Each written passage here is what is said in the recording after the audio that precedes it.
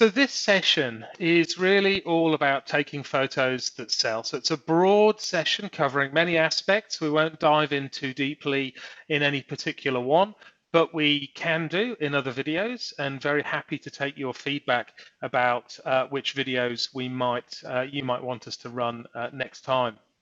So if you've got any questions, shout out or just send a message. And always, we're here to help. As I don't know if you've contacted Sarah before, or any of us before events or after events. We really do put a lot of effort into making sure that events, there's good events on the calendar, that we're available during events or just before events, and certainly after events with promotion and helping people maximize their sales. So that's our mission, is to make sure that that happens. So as we go through this, there's a range of things that we'll talk about taking photos that sell, and really for me, the first key one is understanding the sport. Now, a lot of us go out and shoot sports that we do understand, that we're knowledgeable of already, but you may find yourself at events that you're going to an event that you don't necessarily know a lot about. You're unlikely to take the best photos, the most professional photos first time out, but you can do a whole range of things to make sure that you're taking the best photos that you're capable of taking by doing some research on the sport. So, there's a number of things that you can do. You can search for photos of that sport on Google. You can ask people that are either involved in the sport, or when you get to the event, you can actually ask the event organizers and people around the event, the spectators, what people are looking for in these photos. You can look for other events on GeoSnapshot that have been covered. So say you were going to a show jumping event and you hadn't done that kind of photography before. There's a million examples of show jumping, of course, and there's also our training videos, which we're just revamping at the moment, and you'll see those coming out in the next few weeks. The other idea in researching the sport is to get there early and look at the maps and try and be as prepared as you possibly can. Have a plan for the day, know the types of people that are involved. So, what waves of runners are coming through, what their names are in terms of, the classification. Is it half marathon or full marathon or something like that? If it's show jumping, what heights are they jumping? So just really understanding what you're going to be shooting for the day. Obviously, some of you go to sports that you do know. You'll understand what shots people are after, and you may be able to get access to more sort of restricted areas because you know exactly about the safety of those particular types of sports. You'll talk the language, and you'll definitely know how to name your albums. One of the things for me when I do go to new events specifically, or even sometimes events that I've known very well, is not everything goes perfectly. So you might not get the perfect position. You might have a bit of difficulty setting up your camera to get exactly the right shots. And one thing I always find at that stage is to just walk away from the situation. Just, spend 10 minutes and just sit and think about what's wrong with the camera, or what can I do differently, or could I position myself in a different position to just get the maximum out of the day. It's much better than just keep on shooting, to actually think about how I can maximize these shots for the day. So there's a few simple rules to get good shots, I think, every time at any event. The first one is zooming in and filling the frame. So remember that when people are looking at our photos on GeoSnapshot, the thumbnails are relatively small. Now, yes, you can blow them up into the little lightbox area with the watermarks on it, but relatively speaking, we're used to looking at photos, on our big screens.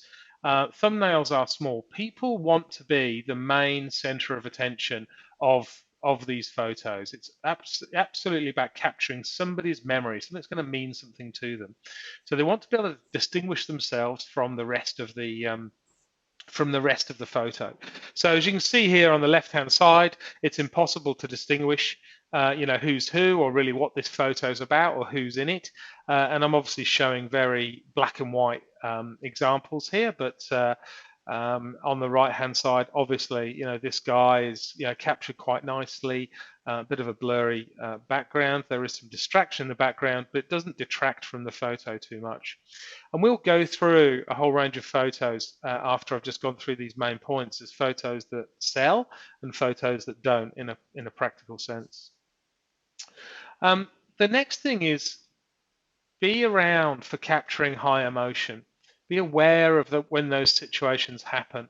And a lot of those situations don't necessarily happen when the person is doing the sport. It's actually directly after the sport finishes. So you can see here, this is a finish line of an off-road triathlon. And a lot of times, people actually show the biggest amount of emotion when they've come through the finish line and they've taken 4 or 5 steps afterwards. They show, like this guy on the right here, they show this, like all the weight is off them and they can actually enjoy the moment. So yeah, after the goal is scored, after they cross the finish line, and I don't know whether you've ever shot dressage, but as soon as that person finishes dressage, the horse relaxes, the rider relaxes, there's a big beaming smile, and that's a lovely photo to try and capture. So be aware of those moments of high emotion that can be captured. Try and capture everybody at least once. So multiple exposures do sell. Even of runners, not just show jumping and things like that, but of runners and bikers and various other types of activities. Taking multiple shots will enable you to choose which ones are best or discard ones which are out of focus while still capturing at least a photo or two of everybody that's doing the event from your position. Again, as photographers, what we should do, and the photo that I'm showing here is a bit of a joke because we were both just playing around with various bits of equipment. But what you should really be doing is organizing yourselves to get maximum coverage at the event. So, if there's 2 photographers or 3 photographers covering a triathlon, we really should be organizing ourselves so that there's maximum coverage for the participants at the event, so somebody could be doing candid shots at the end, for example, while somebody else is doing the finish line. So lighting and background, you would be amazed at how important the lighting and background of photos are. And obviously you can see a really bad example here, but lighting and background are one of those things that it's very easy sometimes to get right because there's trees that aren't a great background, or the light's in the right position, but the background doesn't look very good. That's exactly the time that I would be sitting back for 5 or 10 minutes, wandering around the area that I was in, and just taking some time to actually get it right. So getting there early really does enable you to find the areas of the course, especially for larger courses like cross country, marathons, triathlons, that kind of thing, to enable you to get into the right position where there's things like no cones, no bunting. I've seen photos uploaded with toilet blocks in the background. And it wasn't that the photographer was, a terrible photographer. It's just that they were so busy taking the photos at the time that they actually missed the fact that there was a very distracting background in it. And of course, those photos are hard for anybody to actually pay money for and purchase. So look at the surroundings. Never accept your first position. You might go back to that position, but never accept the first position. Always look at different angles that you can get. Really, there's lots of opportunity to get clean backgrounds, and you may have to alter your height. It may be get to a lower level. Sometimes that really helps with cutting out some noise in the background. But always, always, always, after you've taken the first few photos on your camera, look at them on your camera, on the screen, and then actually zoom into them as well. And make sure that your focus points are good, make sure that your exposure is good. And I keep doing that pretty much throughout the day, just because I hate getting home and having a mistake somewhere, and I've got 200 or 300 photos that are all out of focus because I've just not done something right. I'd much prefer to keep checking my photos on the back of the camera and making sure that I'm really happy with the situation. It may be that the light changes quite dramatically during the day, and there's another position that actually works a bit better. So always keeping your eye out for those kinds of things. Culling and uploading. We're actually doing a video at the moment on downloading, the culling process, editing, and uploading. So again, people have their own preferences for how they do this, but this is my experience, having done it for a few years now. I always try and get it right in the camera. So I always try to get the best shot that I possibly can in the camera. I detest going home afterwards and editing. Even batch editing for me is not something that I would go about doing. Hence why, you know, getting the position right, getting the lighting right, everything else is really, really important for me on the day. When I get home, I've actually got a very fast process for going through and culling many thousands of photos and getting them into a state ready for upload as soon as possible. So I can come home from an event and cull, oh, probably 2,000 photos in an hour and a half, something like that, and have them ready to upload nearly immediately. As I say, we've got another video on my approach for that. And again, be proud of your photos. Really try to get the best out of them. As you can see here, I've got quite low in this photo. I've got the lighting right. There's a nice blue sky, fortunately, and captured. Really proud, to have captured that horse and rider, quite nicely in that photo. So that was actually on a remote camera, by the way. I wasn't actually attached to that camera, so I was in a safe spot. Here's my preferred photography sort of display program. I use Picasa mainly because I find it pretty quick and simple to use, and it gives me most of the features that I want to use for my basic editing. I've got Lightroom and Photoshop and things like that, which I use for specific things, but for the majority of stuff I use Picasa. So let's go and have a look at some types of photos. Why don't we start with triathlon because we're here.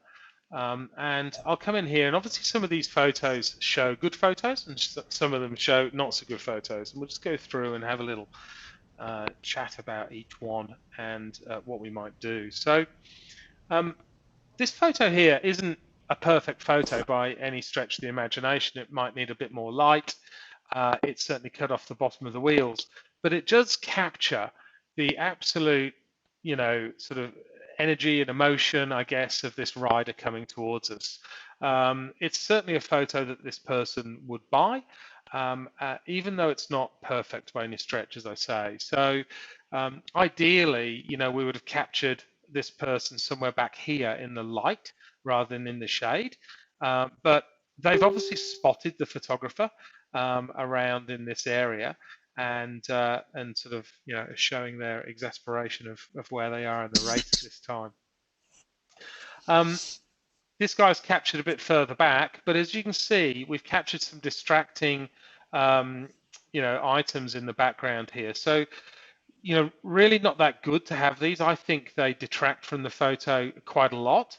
And you can see that if the photographer moved around a little bit so that it was much more of a head-on shot and nicely zoomed in, we probably wouldn't get those in the shot. So this would be an area that I'd be looking at the back of my camera, having taken this photo and kind of going, how can I improve this? Either by completely moving location or by changing my angle slightly so that I don't have these distractions in the background. Here we see this a lot, and basically the focus point is on the tree behind here. So it's a nice idea for a shot. We've got good light on the rider. We haven't quite captured it straight. We haven't quite captured the bottom of the wheel, but we've got a lovely background in here. Obviously, the cone is very distracting. but it's this focus point that I see a lot of people getting not right, not perfect, and this one's obviously a really bad example of it. And again, that's knowledge of the camera, it's knowledge of where the focus points is. You might need to track this person into the frame that you want them in with the focus point on them. You might need to use, on a Canon, it's called AI Servo, where it automatically tracks an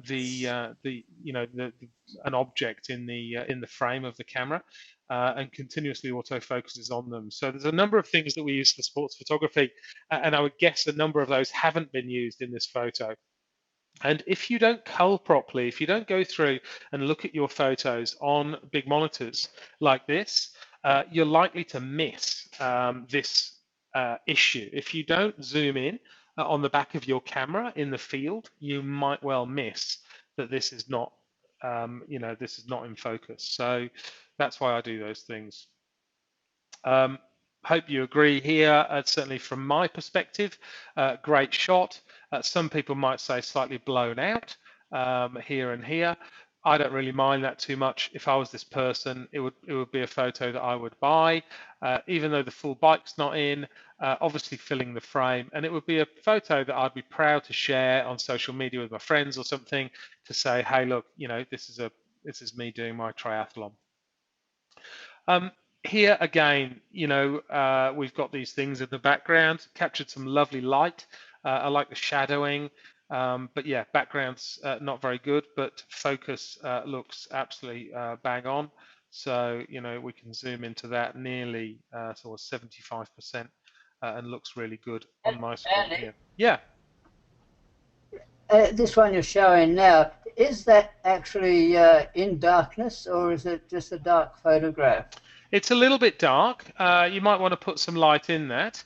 It might be coming off a bit darker on the screen on the webinar that we're sharing.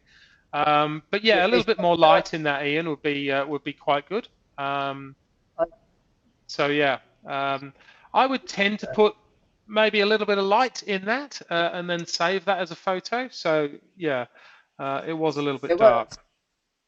What I was getting at is not heading towards nightfall or something like that, though, is it? Well, the sun's quite low, as you can see, so it's either, it's either early in the morning or late in the afternoon. I suggest it's fairly early in the morning. What is it? 7:44 a.m.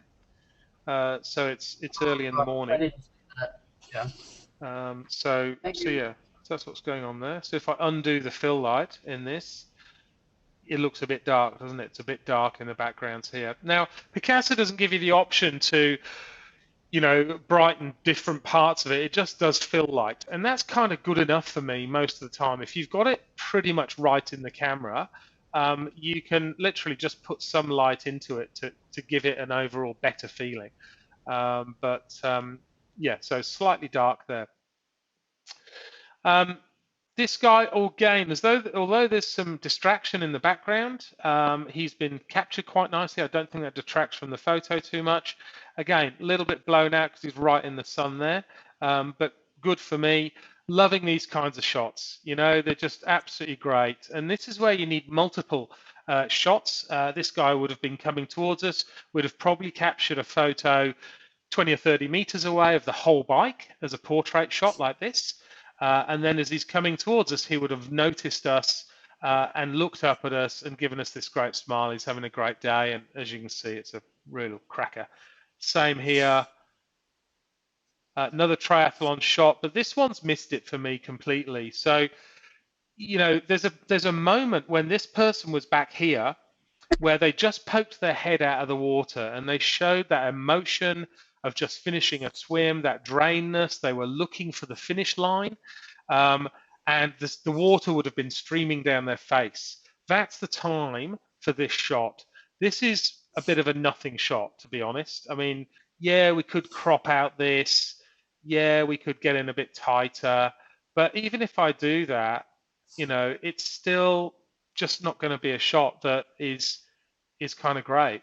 So we've actually just missed the moment with this of them looking up and towards the finish line. This one here, I love these kinds of shots. Even though there's multiple people in it, we're not individually singling out somebody. People do buy these. And also the event organizers really love these kinds of shots. So very difficult to get individual swimmers at the start here. Much easier, obviously, to get them as they're coming out of the water.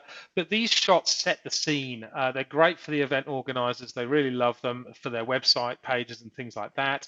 And you know, you'll find one or two people that'll buy these kinds of photos as well.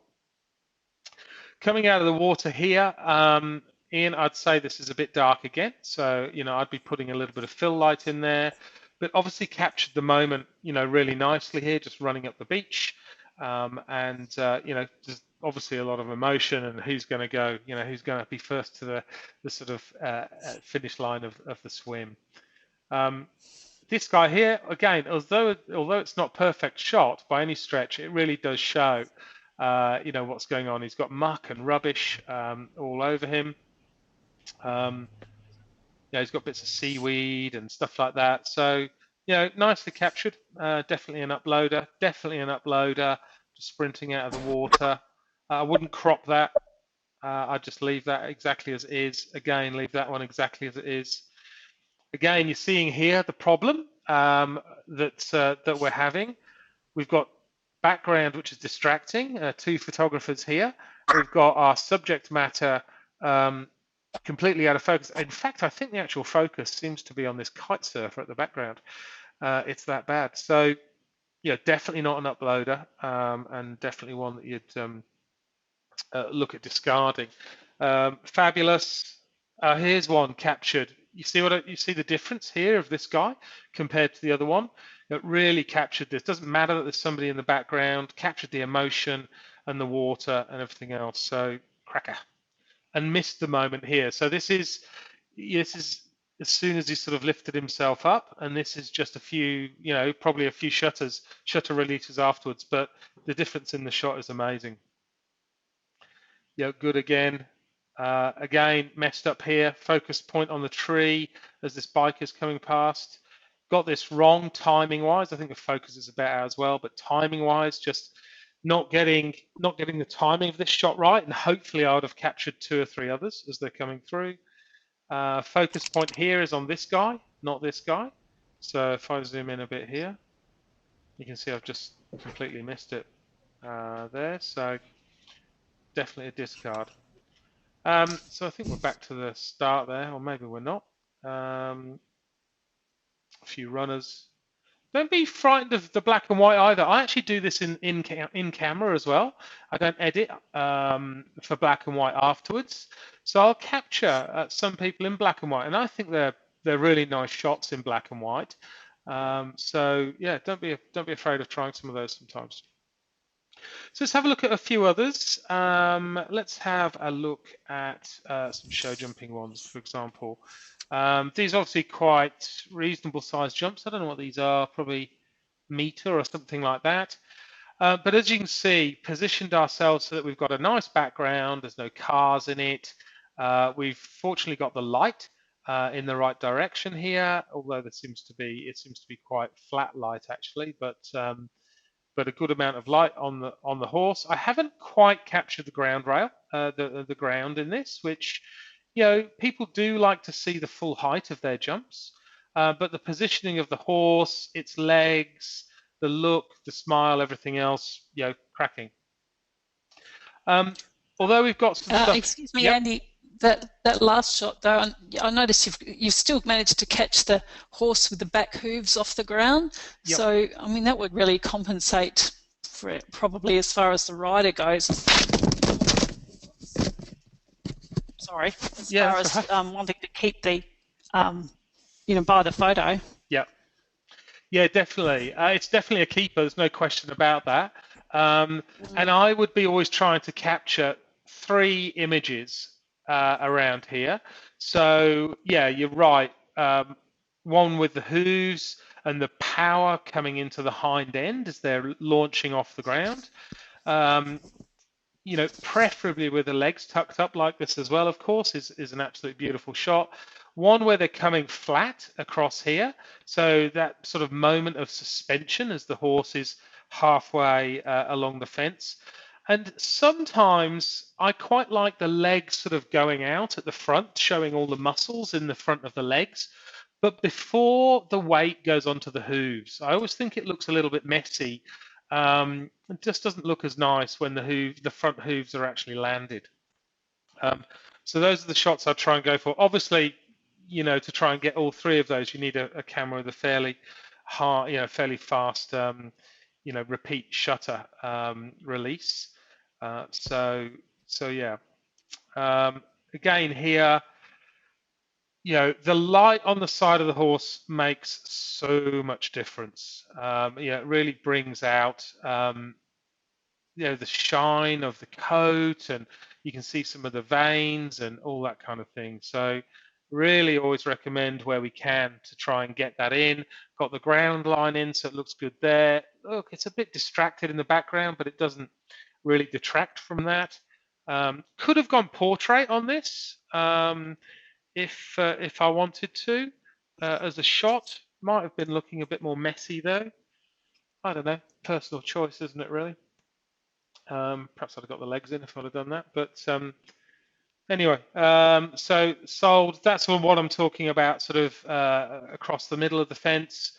Great background. Fantastic. Obviously, the bigger the fence is, the more dramatic you can get with those. Again, doesn't really bother me that this is in the background too much. It's far enough away. I've got an f-stop of, I don't know what I've got on this, but it's fairly blurry, so quite good. Not very good here. So although it's kind of looks like a fairly interesting jump, we've got some people in here, we've got some rope here. It just never gonna quite make it as a photo for me, that. A change of angle could help. But the jump's looking a bit dirty, it's not that big, it's just not there for me, that shot. And I'd look at that in the camera and kind of go, really, is that the best shot that I can get of this show jumping round? Here we've Excuse taken me this. Again. Yep. That might be a milestone for that rider. Yep. So from that point of view, it would be worth uploading because you don't know their history. Yep. It could be their first ever competition or something like that. So I wouldn't. It wouldn't stop me uploading it, but I would definitely be looking to see if there's a better position where I could get a photo like that or like that in the same show jumping arena. Do you see what I mean? So perhaps taking this jump in the background here might be a better option for me than taking this Liverpool here. It just might be a better shot. Like if that's what you've got, then I would actually, try and hide these a little bit, or give, when there's not a rider on course, give these bits to these jump judges here, and kind of say, hey, look, is it okay if I sort of move around my angle a little bit so that you're not in? Perhaps I could move a bit squarer onto this jump, for example. If that's the option, if that's the best jump, and it's great, then take it. But what I'm saying is, I would assess this. I'd take this, definitely upload it, but then I would look and see if there was another jump that might work for me better, or if there's something I could do to make this jump look even better. That make sense? Yes, it does. Thanks. Next one here, we've sort of seen this jump before. I think I actually zoomed in a bit more on that. So the last one I took, I think had some cars here. The cars might have moved, or I might have just cropped that. So again, I would have captured a few on the way around that. Here, sort of not the best background, but I've done the best that I can at the time. These jumps, yeah, they kind of work, but it's probably straight on for this jump is probably not the, yes, directly side on is probably not the best for this jump.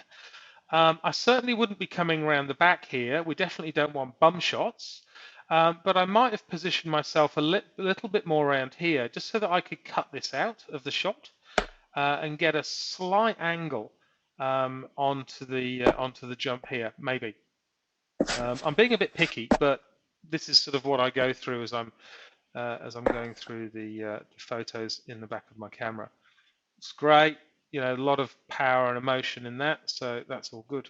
So there's some show jumping ones, some runners, bit dark here, but the guy's nicely lit. Haven't quite captured his foot, but definitely an uploader. Great here. You can see that a change in height. So I'm quite low to the ground here. And you can see, I think I'm actually down a sort of ditch or something like that as I'm taking these. You can see that there's people in the background, but they definitely don't distract from it. We've got this lovely sort of black and white mottled effect. And this is the moment that runners love, this moment of suspension where their feet are off the ground.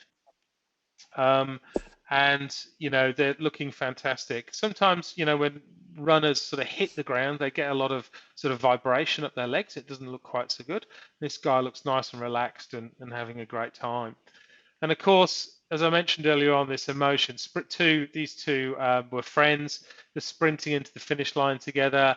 I just about managed to capture it because I saw that they were having this sort of fun element together. And yeah, it's great. I really like those kind of photos. So definitely keepers and uploaders. You might find yourself at night doing some big events. We run events with 6,000 or 8,000 participants in them. These sort of runs and color runs and things like that. And so this is just adds a different dimension. We're using flash here. You can't really see the effects of it all that much, but as we go through into the night, as they're running through the night, people love playing up to these kinds of shots, and getting groups of friends together really does add to their enjoyment of the time that they spend there, and obviously the photo purchases afterwards. Let's look at some photos that don't sell, and hopefully I won't have shown too many of these before. I've shown this one. It's pretty obvious, but people just do like to just take photos, and sometimes just thinking about why you're taking that photo is really important. This, although it looks quite artistic, is probably one that I wouldn't upload. I mean, it's a sort of, as I said, it's quite an artistic shot, but it doesn't really show him particularly well. It's the wrong side of the light. You can see that the light's coming from the other side. Now the shadowing's quite nice, and there's lots of argument that perhaps could be had about it. But for me, it doesn't show him in the light that I would like to show it. There's a bit of movement here, which could be conceived as quite nice for a photo, but for me, it's not an uploader. Here as well, there's a lot of distraction here, and we've obviously captured that on purpose. And I could sort of zoom in and try and make it something, but it's still not the shot that I'd want. The shot that I'd want is just as he's powering away from here, looking, he's probably going to be looking about here or straight ahead or something. That's the shot, I think, that makes it, and that one doesn't really do it for me. Here, like everything that we've talked about, really. Background, wrong, not zoomed in enough, distractions, horse not doing anything over the jump, so it's captured before the jump, and definitely wouldn't be something that somebody would buy. And indeed, people that look at albums and see these kinds of photos don't go much further in the albums, or possibly even don't look at other people's albums. So they're quite detrimental to the overall shoot. And we talked about that one. So what others? Photos that sell. Mountain bikers, nicely coming around a corner here. Got a lot of focus, I think, into the eyes even, which is great. Nice idea of a shot. Obviously a lot of emotion here as the relay batten's coming in. Again, changing your height can actually matter quite a bit. Again, that might be able to be cropped a little bit as well. It's a bit dark here. You can see there's some darkness on the face and some darkness here. Don't think there's much I could do about that at the time. I don't think lightning in it actually makes that much difference. Yep. Is there a question there? No?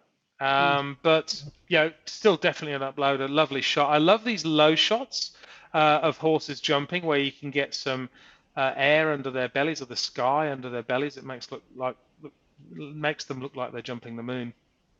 So we've seen a few of those. Again, moment of suspension for the runners. And I think last one, the more equestrian. You've probably seen all of these, but another one to look for with the equestrian is, although it's not the best photo here, is the looking towards you. If you can get a jump where the light's right and the rider's looking towards the next jump, really well worth grabbing some of those. Again, low and captured some light, some sky over the jump as well. And sometimes just do something different, right? I mean, this hasn't fit with any of the rules really that we've talked about. I'm not showing the height of the jump.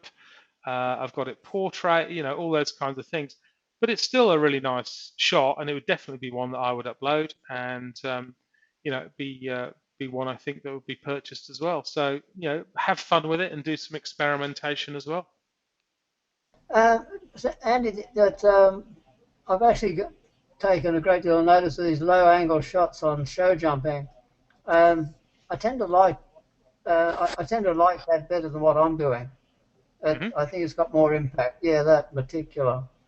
I know that horse well, and I've got a lot of good. I've sold quite a few of them, but it's a mare, and I think the lower angle that you shot that at is better than what I've got of her. But I tend to like that, and I think I might adapt that a bit more often too. Great.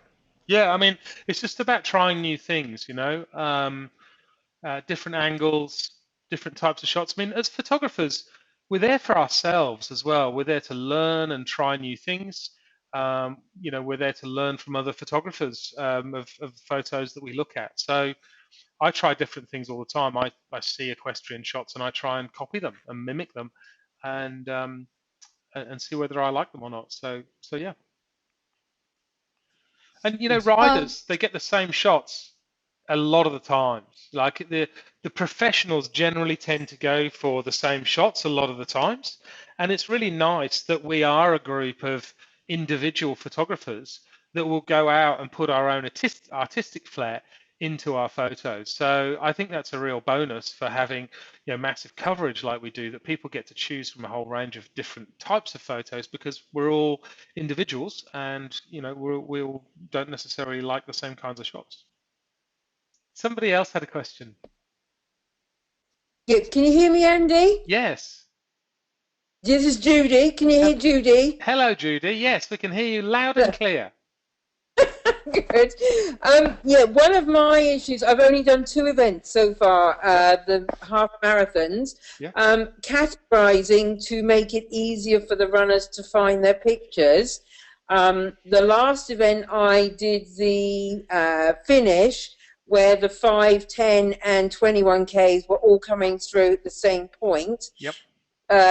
Need some ideas, please, to how to put them into smaller clusters for them to find, because at the moment the system isn't set up with SARS where they can actually locate their runner numbers. So I basically had almost 600 photos virtually in one album. So some ideas on that, if you could. Yeah, absolutely. So the best way to do that is to break the photos down into the time, the finish time of the event itself. Okay, so for example, say the first runner came through at 45 minutes, you would have an album which is finish line, brackets, finish time, 0 to 1 hour. Okay, and then you would put all the photos that their finish time, and you'd know that because there'd be a finish time actually on the finish line itself. The finish time would be up to an hour, and then you do another album which is 1 hour, finish time 1 hour to 2 hours, and finish time 2 hours to 3 hours, whatever it happened to be. Do you know what I mean? Yeah, and that's the way you can break those up. So people always know how long it took them to do their race. They always know whether it was, you know, I finished my half marathon in 1 hour 24, whatever the numbers are. They always know what their finish time is, and that's how you can categorize them.